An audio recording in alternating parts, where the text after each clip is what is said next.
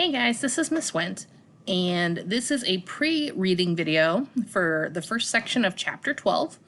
So that's why it says chapter 12.1 here, because it's chapter 12, section 1. And this matches pages 293 to 297 in your textbook. Now, the pages I have shown in this video are not exactly the same as yours. Okay, so just be aware that the pictures may be a little different, the wording might be a little different, but the information is the same. So I am going to kind of give you an outline of what you're going to be reading about. Then it is going to be your job to read these pages. You've got a couple video clips that are going to help you, and you can watch the video clips, the YouTube videos kind of before, during, after, as you do things. The video clips will help you visualize what's in the book. And then there's a set of flashcards that you're going to go through to help learn the vocab words and the symbols. We got one little mini lab activity when you do all that, and then you have a quiz over this section. All right, so let's get started. So my screen says chapter 13. It is not in your book. It is chapter 12, so just be aware of that. And you have a different picture of a girl riding a bike here. This one's got a boy, but it's the same basic idea. Okay, so the intro page here talks about somebody is on a bike and it's connected to a light bulb. And when you pedal the bike, how fast do you have to pedal to make the light bulb go on? The Science Museum of Minnesota has a bike like this, and other places do as well, some children's museums. And what you notice is, so this guy here, he has energy in his body. He got it from the food that he ate, and his body takes that energy in the food and changes it to kinetic energy, which is energy of motion. So he can move his feet, and then he's moving the pedals, and that's connected to the wheel here. And that spinning motion, that kinetic energy, can be changed into electrical energy by a generator. Okay, so we're taking the food that he ate, changing it to motion, changing it to a different kind of motion, changing it to electricity. And as the electricity goes through the wire, it gets to a really thin part of the wire, and that electricity gets really hot from the friction, kind of like when you rub your hands together. And that thin part of the wire is going to glow from the heat from that friction, and that powers the light bulb. So we're changing many forms of energy to get this light bulb to go on. And it actually takes a lot of pedaling to get this light bulb to go on. You get kind of tired. Different types of light bulbs need a different amount of energy. And of course, different people pedal differently, so that your results may vary.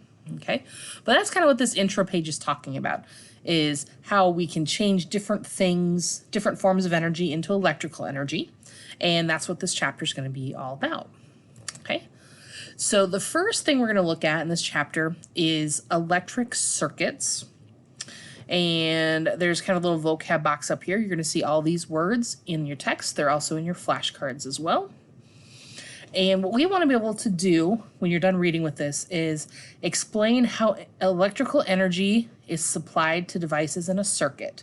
So we got to know what a circuit is, and then how energy gets to all the things in the circuit. So if you think about things in your house, your fridge, your TV, your cell phone, how does energy get to those things? Okay, we're going to learn the symbols for different parts of electric circuits so we can draw diagrams quickly and you can understand those diagrams. And we're going to make sure we know the difference between open and closed circuits. Now, you maybe learned all this in physical science A, depending on who your teacher was and when you took it. It's one of the last units we do of the quarter, so sometimes we run out of time with snow days and things like that. You also maybe learned some of this stuff in about 5th grade science too.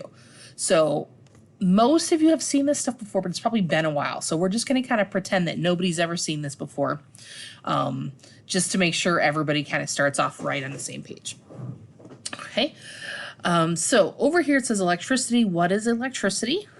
So it's the flow of electric current in wires, motors, and other types of things. So things are flowing, they're moving from one place to another. Okay, and electric current is invisible, so you can't see it with your eyes. So you can't look at a wire and tell if electricity is flowing in the wire or not. And it comes from the motion of electrons or other charged particles.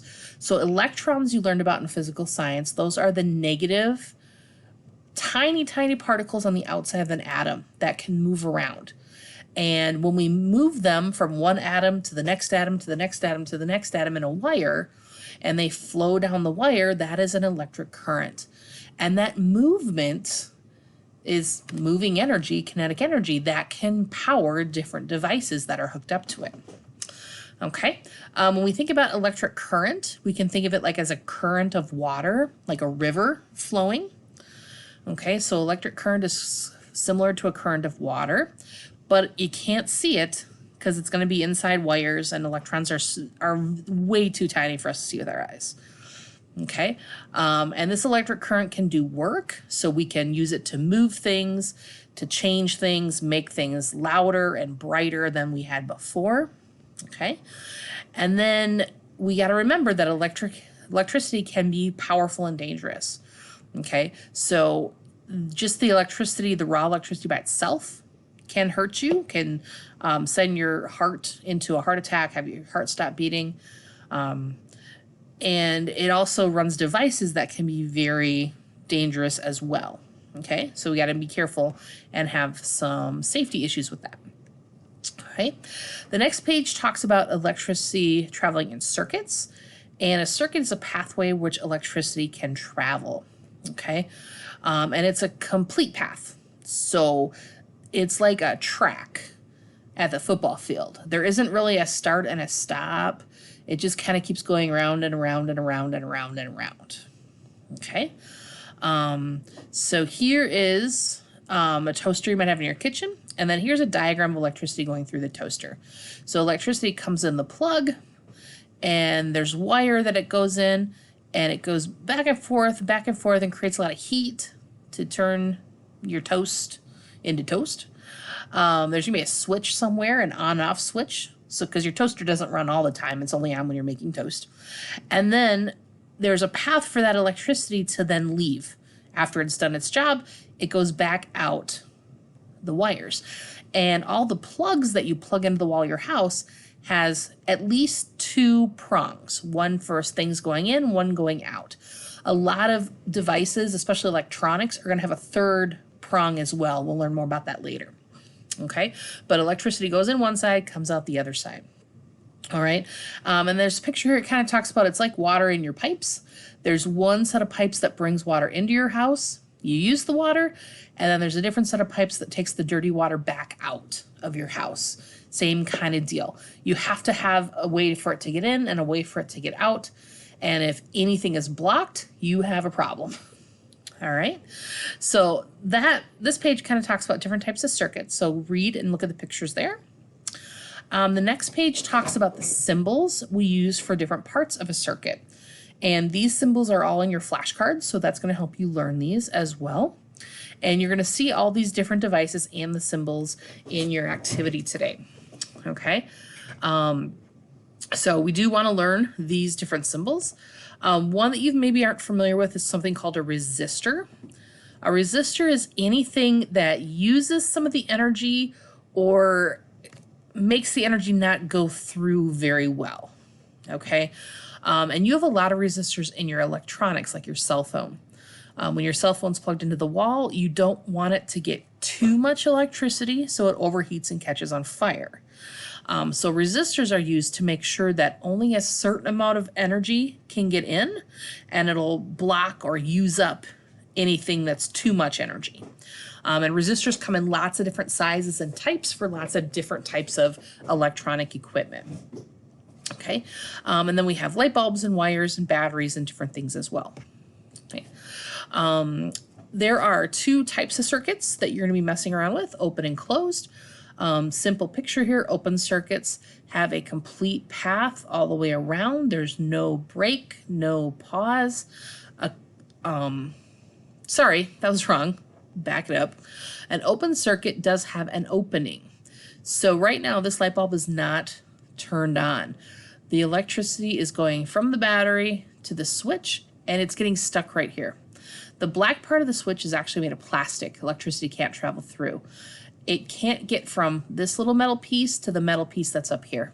It can't jump through the air. But if the switch is closed, like this bottom picture, then electricity can flow through the switch to the light bulb, light up the light bulb, and keep everything going. Okay? So open just means there's an opening and nothing is lit. Closed means switches are closed and electricity is flowing.